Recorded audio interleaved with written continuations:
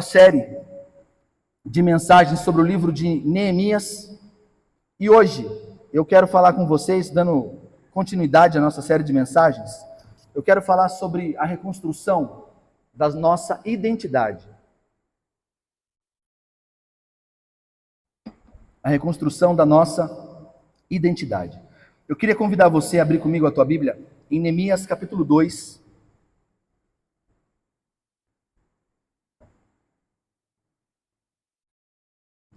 Neemias capítulo 2, versículo 11.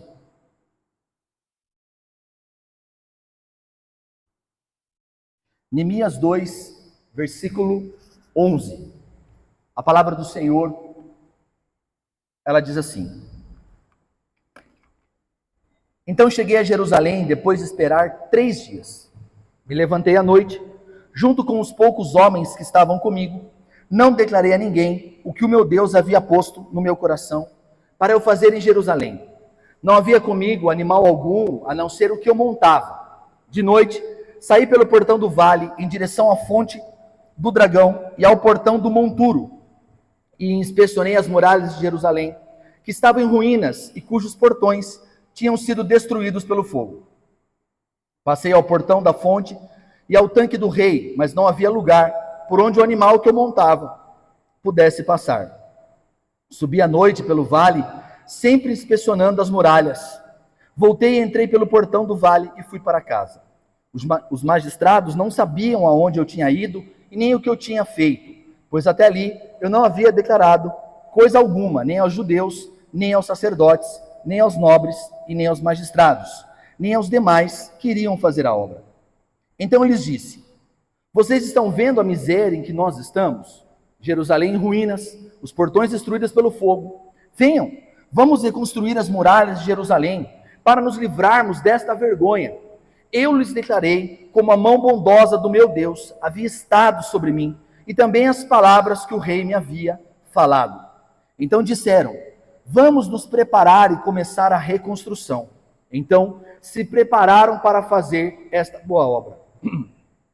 Porém, quando Sambalate, o Horonita, Tobias, o Amonita, e um árabe chamado Gesem souberam disso, zombaram de nós, nos desprezaram, dizendo: Que é isso que vocês estão fazendo? Querem se rebelar contra o rei? Então respondi: O Deus do céu é quem fará com que sejamos bem-sucedidos. Nós, seus servos, vamos nos preparar, começar a reconstrução, mas vocês não têm parte, nem direito, nem memorial em Jerusalém. Amém? Vamos orar mais uma vez?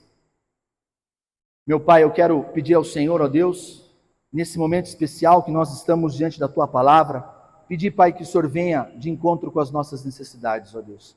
Eu oro pelo coração e pela vida dos meus irmãos, que todo o pensamento esteja cativo, Pai, ao Teu santo nome. E que apesar de mim, ó Deus, um miserável pecador, o Senhor possa falar ao coração dos meus irmãos, Pai. Porque a Tua Palavra é santa, a Tua Palavra é viva, e ela é apta a nos exortar, a nos reanimar e a nos dar vida, ó Deus. Que o Senhor possa nos abençoar nessa noite. Em nome do Senhor Jesus. Amém. Amém? Meus irmãos, eu quero começar fazendo uma pergunta para você. Por que nós temos a mania de negar a realidade das nossas vidas? Por que será que, após o pecado, o ser humano ele se tornou um tipo de gente que tende a estar bitolado com coisas, com pessoas, com situações? Por que nós temos a tendência horrível de negarmos a realidade? Por que nós muitas vezes não reconhecemos que nós erramos? Ou que nós falhamos? Ou que nós muitas vezes não fizemos o que era certo ou o que era correto?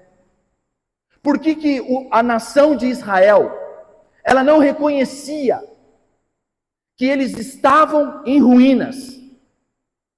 Como nós falamos semana passada, porque haviam rompido e quebrado a aliança que Deus havia feito com eles e que Moisés os lembrou em Deuteronômio 28. Nós somos iguais, nós vivemos negando a realidade, negando as verdades, e nós muitas vezes mentimos para nós mesmos. Quando nós olhamos para o texto que nós lemos, nós percebemos que o versículo 11 ao 16, Neemias chega então em Jerusalém, e Neemias ele vai a cavalo sozinho, em lugares estratégicos da cidade. Se você fez uma leitura atenta da palavra do Senhor, você percebeu que ele visitou lugares estratégicos, portas e portões estratégicos da cidade. Ele estava ali numa observação silenciosa. Neemias diz que ele não falou nada a ninguém, ninguém sabia onde ele estava, o que ele estava fazendo. Neemias visita a cidade à noite, mas o que ele vê, com o que ele se depara, é com uma ruína real. É uma ruína visível, uma ruína inegável. A reconstrução da nossa vida, a reconstrução das áreas da nossa vida, ela começa quando nós olhamos a realidade como ela é. E não quando nós negamos a realidade. Não quando nós projetamos na nossa mente, no nosso coração, uma vida que não existe. E a gente às vezes quer de volta o que nós não temos mais. E nós vivemos num mundo de fantasia. E negamos a realidade. O que Neemias está nos mostrando aqui, nessa sua visita à noite, silenciosa, se deparando com as ruínas de Jerusalém, Neemias está escancarando para o nosso coração que existem muitos problemas com a nossa identidade, muitas vezes. Então hoje eu quero falar com vocês sobre a reconstrução da nossa identidade. A reconstrução da identidade. E essa reconstrução, ela começa quando? E eu quero responder essa pergunta. Quando que a reconstrução de Deus na nossa vida, na nossa identidade, ela começa? E, em primeiro lugar, ela começa quando nós reconhecemos que nós pertencemos a um povo. Que Deus não é um Deus individualista. Que Deus não é um Deus que olha para uma pessoa. Ele olha para um povo. Deus, ele sempre fez aliança com um povo. É óbvio que Deus olha e trata o particular, o individual de cada um de nós. É claro que sim. A salvação, ela é individual no meu coração, mas ela se manifesta no corpo da igreja. Então nós precisamos aprender a reconhecer que nós pertencemos a um povo. Olha o que o verso 17 diz. Então eu disse, Neemias diz para aqueles homens de Jerusalém: vocês estão vendo a miséria em que nós estamos? Olha que interessante. Neemias, ele mora na corte do rei. Neemias não nasceu em Jerusalém. Neemias, entre aspas, não tinha nada a ver com aquela situação. Ele estava muito bem, com um ótimo cargo dentro da corte do rei. Mas quando ele se depara com a miséria, com o opróbrio, com as ruínas das muralhas de Jerusalém, olha o que ele fala: estão vendo a miséria que vocês estão? É isso que Neemias fala? Não. Neemias diz: estão vendo a miséria que nós estamos. Nós estamos. O que Neemias está fazendo primeiro é reconhecer que ele fazia parte tanto daquela destruição, porque Neemias sabia que ele faria parte da reconstrução que Deus estava fazendo naquele lugar. E o texto nos revela diversos detalhes e verdades para o nosso coração. A primeira delas foi isso que eu disse. Ele não fala, vocês estão em miséria e em ruínas. Ele fala, nós estamos. Eu faço parte. Deus mandou eu aqui em Jerusalém para que nós possamos restaurar as muralhas, o templo, a cidade de Jerusalém, juntos. Se lembre de semana passada, você que estava aqui, o que nós falamos? Que a palavra miséria, aqui no hebraico, não é a palavra que nós traduzimos por miserável ou falta de recurso financeiro. A palavra hebraica aqui é a palavra ra, que significa mal, maldade. O que o texto está dizendo para nós, como eu disse semana passada, é que Jerusalém está debaixo de um período de maldade, porque haviam quebrado a aliança com o Senhor. Só que agora, no verso 17, tem uma outra palavra, que ela é muito importante para a nossa compreensão bíblica, que é a palavra que nós traduzimos por ruínas, Essa palavra, ela significa um lugar deserto, um lugar desolado, um lugar arruinado. Mas comentadores estudiosos do Antigo Testamento destacam que essa palavra, ela significa, dentro desse contexto de Neemias, acima de tudo, abandonada. O que Neemias está dizendo é: vocês estão vendo para essa cidade, vocês a abandonaram. Vocês a colocaram em segundo plano. Já fazem 93, 94 anos, desde que o decreto foi assinado, e vocês voltaram para cá. E vocês estão correndo pelas suas próprias vidas, enquanto a cidade de Jerusalém continua arruinada. Olha que problema de identidade que o povo de Israel está vivendo nesse momento da história. A cidade continuava abandonada. Eu quero convidar você que está com a tua Bíblia, abra em Ageu. Ageu capítulo 1. Nós vamos ler só um versículo, porque em breve aqui nós teremos uma série de mensagens em Ageu, então eu não vou me antecipar muito, mas eu quero que você leia Ageu capítulo 1, versículo 4. Todo mundo tem Bíblia? Todo mundo tem Bíblia? Ageu capítulo 1, versículo 4. Se você não tem Bíblia, o texto está projetado na tela. Mas se você tem, leia aí, para você só, não precisa ler alto. Leia o versículo 4. Se você estiver sem Bíblia ou tiver dificuldade, quiser ler aqui, o texto está projetado. Enquanto você acha aí, eu quero só te contar uma coisa. O livro do profeta Ageu, ele está situado um pouco antes do livro de Neemias. Ageu está profetizando no tempo de Zorobabel, mais ou menos, enquanto a primeira leva de israelitas que vieram do exílio para reconstruir o templo de Jerusalém. E Deus então levanta o profeta Ageu para que exortasse o povo de Israel, para que eles se atentassem para as ruínas do templo de Jerusalém. E olha o que o versículo 4 fala: acaso é tempo de vocês morarem em casas luxuosas, enquanto esse templo, ele permanece em ruínas? Olha que palavra dura para o nosso coração. E o problema, eu não estou falando de dinheiro, irmão, em nome de Jesus. Eu estou falando de identidade do nosso coração. Deus havia trazido Israel de volta do exílio, numa primeira leva, para reconstruírem o templo. Porque para Israel o templo era central. O templo não era só lugar de culto, era a partir do templo, era a partir de toda a administração do templo, que surgiam as leis, a política, a vida espiritual, a vida religiosa da nação de Israel. E o tempo estava passando e o povo estava reconstruindo as suas próprias vidas, enquanto o templo de Israel continuava arruinado. E agora, voltando para o nosso texto de Neemias, o tempo passa mais ainda e a cidade de Jerusalém continua destruída. Então hoje nós estamos falando da nossa identidade, da identidade da nação de Israel. Mas não se engane. As ruínas do templo, as ruínas da igreja, está intimamente ligada com a nossa identidade. Por quê? Porque assim como os muros e os portões estão devastados, a vida, a identidade, o coração, o espírito daqueles homens também estavam arruinados, queimados e destruídos por uma vida apática diante da palavra do Senhor. Deu para compreender?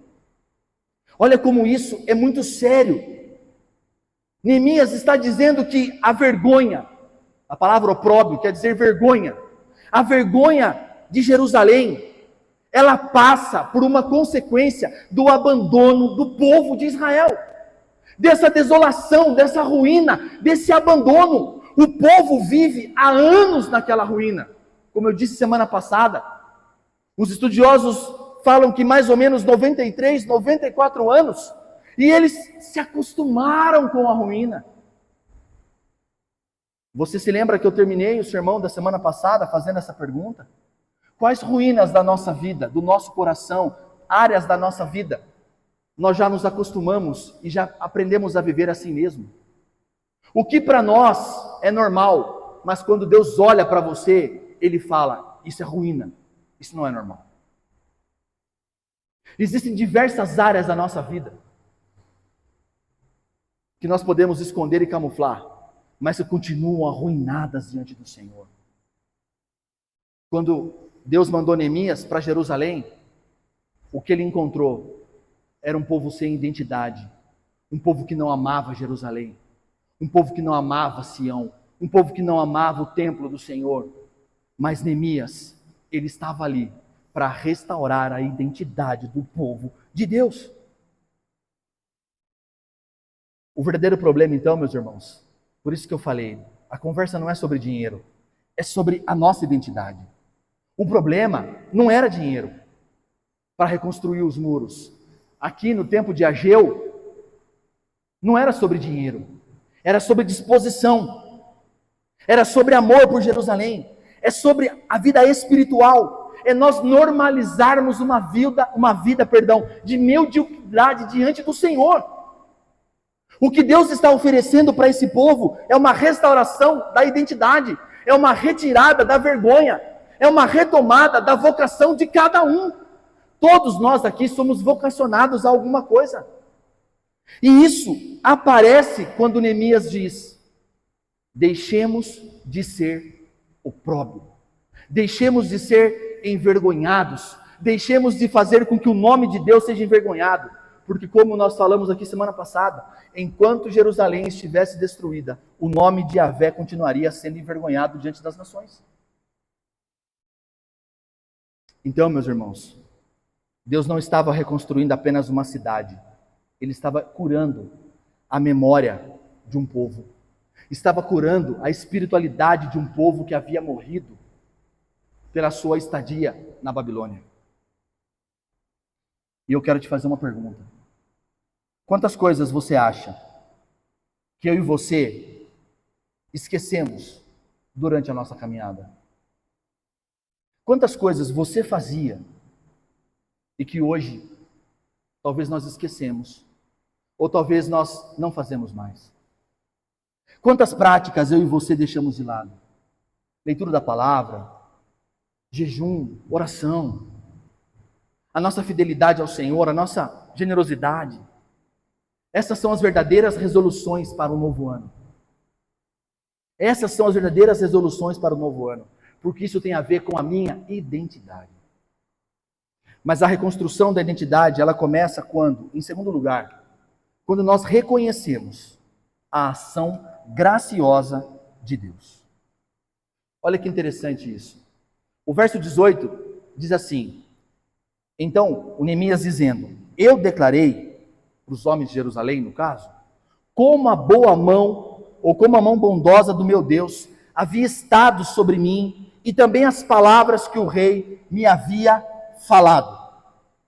Então disseram: vamos nos preparar e começar a reconstrução.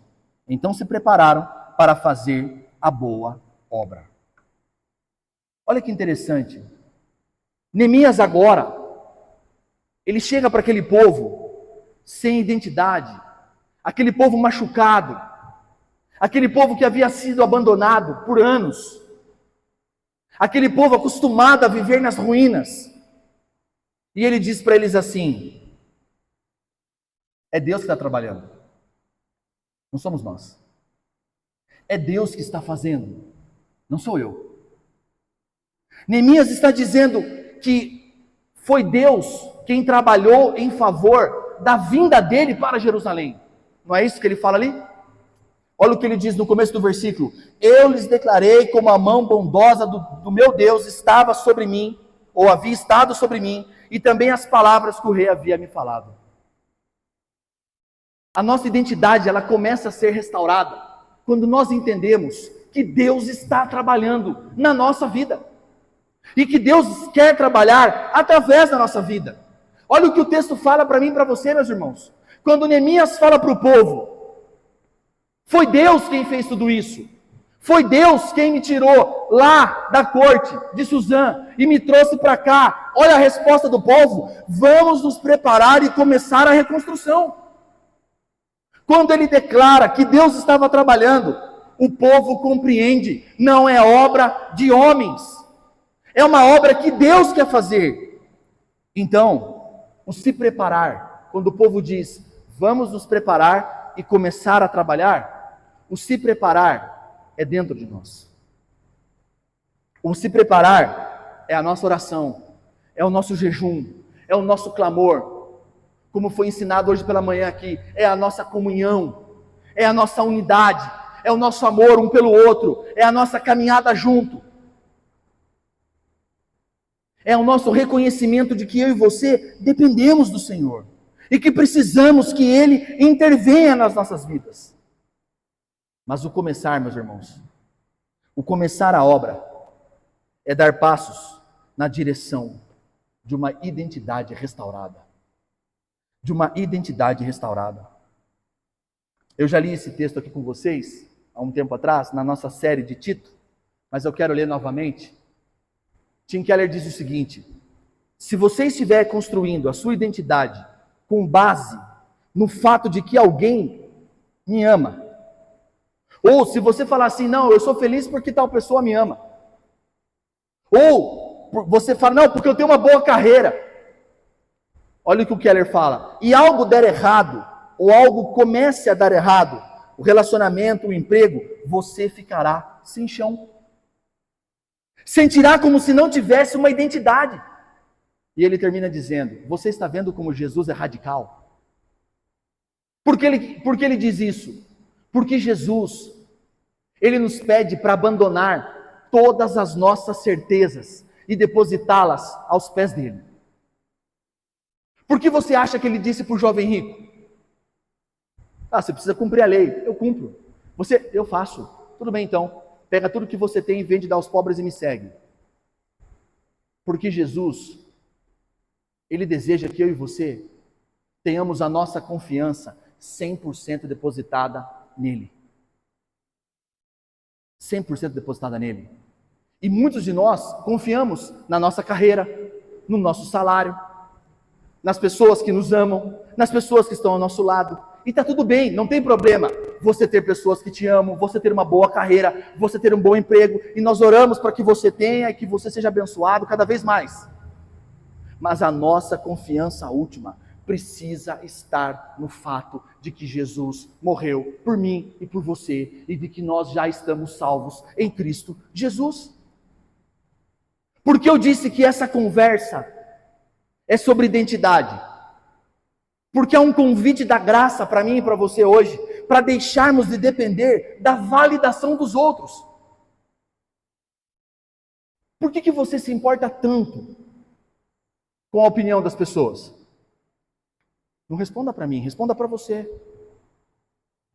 Por que você se importa tanto com o que tal pessoa vai pensar? Ou o que tal pessoa vai falar? Por que você se importa tanto? Por que nós damos tanta atenção? Por que nós temos dificuldade para colocar a nossa carreira, os nossos negócios, a nossa vida, o nosso relacionamento diante da cruz do Senhor? Porque de fato, muitas vezes, nós não confiamos 100% na cruz do Senhor. Nós queremos ter no que nos apegar. Sabe como a Bíblia chama isso? Sabe? Idolatria.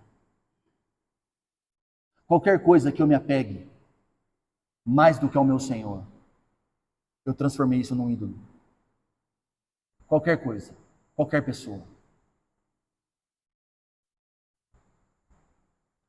Hoje o Senhor nos convida a fazermos dele a raiz da nossa identidade. A sermos um povo de mangas, como diria, desculpa a palavra, mangas arregaçadas e prontos para trabalhar pela nossa casa, pela nossa família, pela nossa vida, pelos nossos projetos e sonhos, mas também trabalhar pelo Senhor, pregarmos o Evangelho, falarmos de Jesus. Mas em terceiro e último lugar, a reconstrução da identidade começa quando nós resistimos à oposição. Apareceu uma confissão ali. Meu Deus do céu, Sabrina. Sabrina me boicotou, irmãos. Que isso, Sabrina? Ela faz isso comigo direto, viu, irmãos? Eu tô falando que eu tô com 41 anos só, mas já tá difícil. Em terceiro e último lugar, não está ali. Nós vamos resistir às oposições. Olha que interessante. Deixa eu te fazer uma pergunta. Hoje de manhã eu fui muito abençoado pelo finalzinho da aula da Eliette aqui, que nós chegamos aqui e ela estava terminando a aula. Ela disse uma frase, ela disse assim que, da aula dela em Atos 2, 3 e 4 ali, naquele período da igreja primitiva, a perseguição naquele momento não era de fora. A perseguição que vinha do templo ali, ela não afetava a comunhão da igreja. Mas o que de fato tentou destruir a igreja de Atos foi uma ação que houve dentro, no meio dos irmãos, Ananias e Safira. E é interessante isso para nós, porque agora você vai ter que abrir a sua Bíblia. Neemias 2:19. Olha que interessante. Me perdoem, eu devo ter na hora de salvar deve ter dado problema, porque eu tenho certeza que eu fiz todos os slides.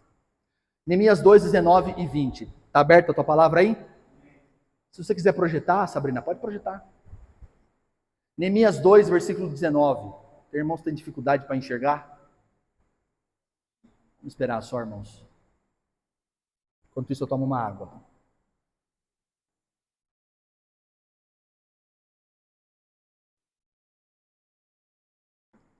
Neemias 2:19. Vamos ler. Porém, quando Sambalat, o Horonita, Tobias, o Amonita, e um árabe chamado Gesem souberam disso, eles zombaram de nós e nos desprezaram e disseram: o que é isso que vocês estão fazendo? Volta para mim aqui um minutinho. Foi encontrado um pergaminho em algumas escavações, e nesse pergaminho contém uma informação que nós não tínhamos, que Tobias, olha que interessante, o Tobias, o Sambalá, ali ele é um moronita, mas o Tobias, é bem provável, que ele seja um líder de Samaria. Ou seja,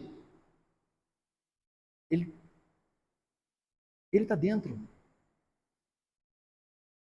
Ele sabendo das promessas dos profetas, tanto do norte quanto do sul, profetizando que Deus iria restaurar a nação e que Deus iria unir o reino de novo.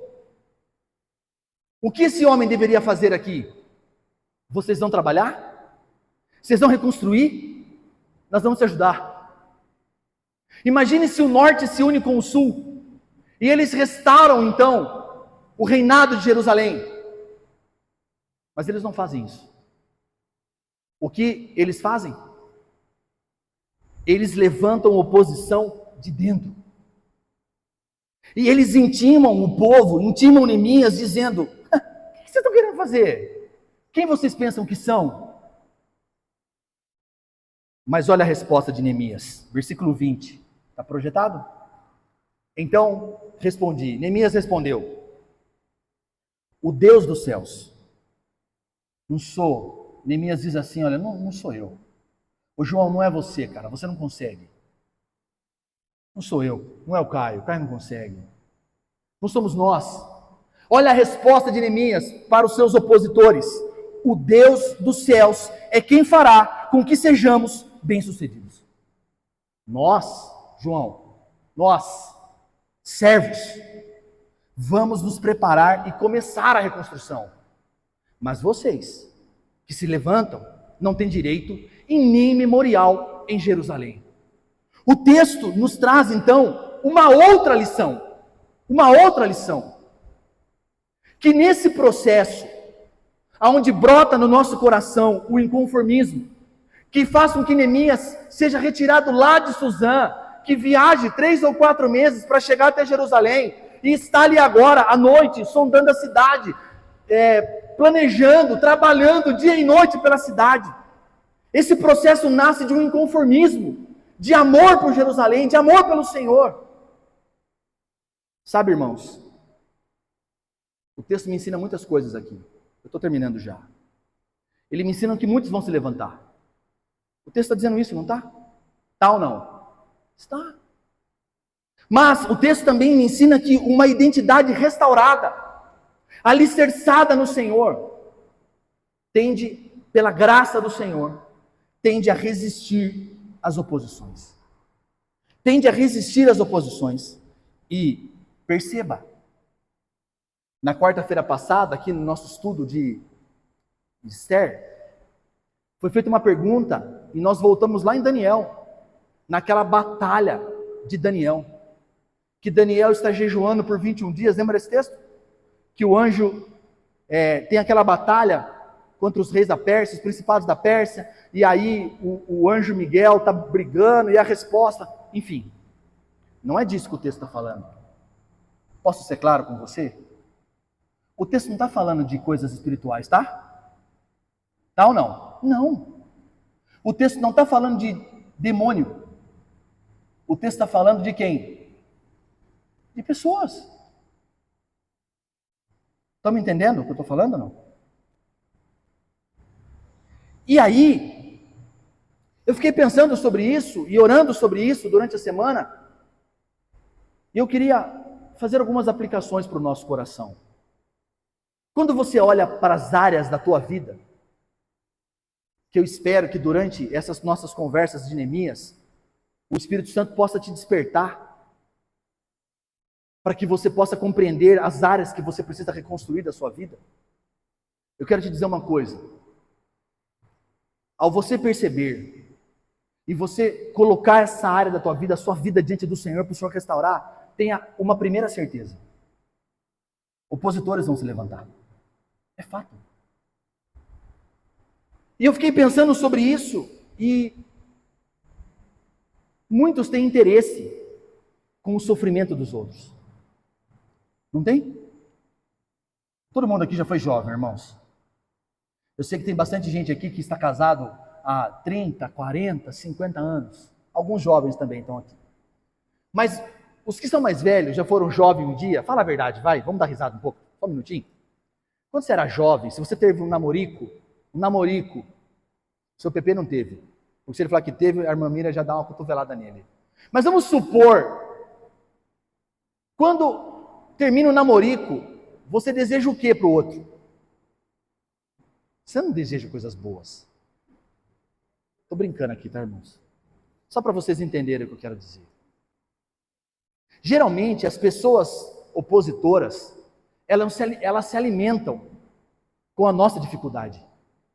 Elas adoram quando elas veem que nós estamos com dificuldade. Elas adoram quando ela vem um casamento passando por uma crise, ou uma família sofrendo com um filho, ou como muitos de vocês vêm pedir oração, ora pelo meu neto, ora pela minha neta, ora pelo meu filho, ora por não sei o que lá. Parece que as pessoas adoram quando nos vêm com problemas. E eu orei muito durante essa semana, para que Deus nos livre de pessoas que não querem ver a nossa vida restaurada. Que Deus nos livre de pessoas que não querem ver o nosso comprometimento com o nosso cônjuge, com os nossos filhos. Que Deus nos livre de estar perto de pessoas que não querem ver o meu e o teu trabalho na obra de Deus. Que Deus nos livre de pessoas que ficam incomodadas com a nossa fidelidade ao Senhor. Que Deus nos livre de pessoas como Sambalá e Tobias, que brotam no meio daquilo que Deus está fazendo, mas que no fundo não querem o nosso bem e nem o bem da igreja. E eu estou lendo, tá? Eu estou lendo o que eu escrevi aqui. Mas antes de terminar, eu quero te falar uma coisa.